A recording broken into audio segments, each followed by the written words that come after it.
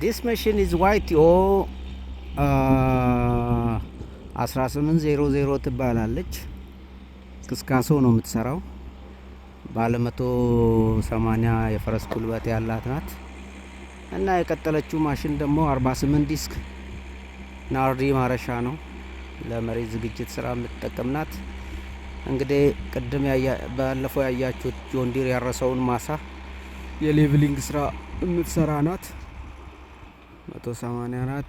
ከዚህ በኋላ ፈሮ ማውጣት ነው። ፈሮውንም የምታወጣው እሷ ናት። ወርሰስ 280 ያወጣል። ግን እቺ ማሽንም እንደዚህ ያው ክስካሶ ስራ ስራለች።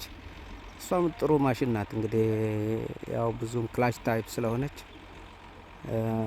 አውቶማቲክ ትራንስሚሽን ስለሌላት ክላች ማቃጠል ኦፕሬተር ስኪል ይፈልጋል።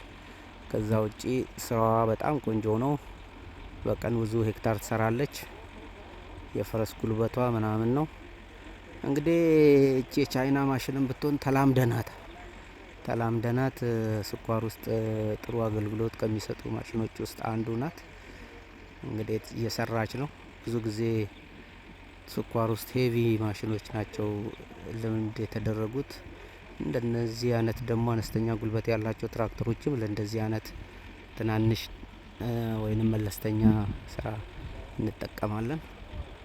እንደዚህ እየተደረገ እንግዲህ ጣፋጩ ስኳር ጧት ቴብላችን ላይ የሚቀርበው ስኳር በዚህ መልኩ መሬት እየተዘጋጀ አገዳ እየተተከለ ከሀገራችን መሬት ውስጥ የሚፈልቅ ነው ማለት ነው።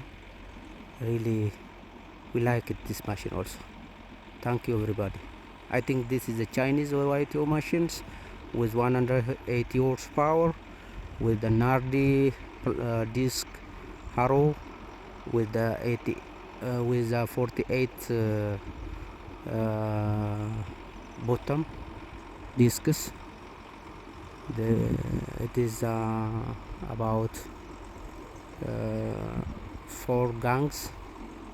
We used this for the land leveling, harrowing operation in sugar industries. Really we like it.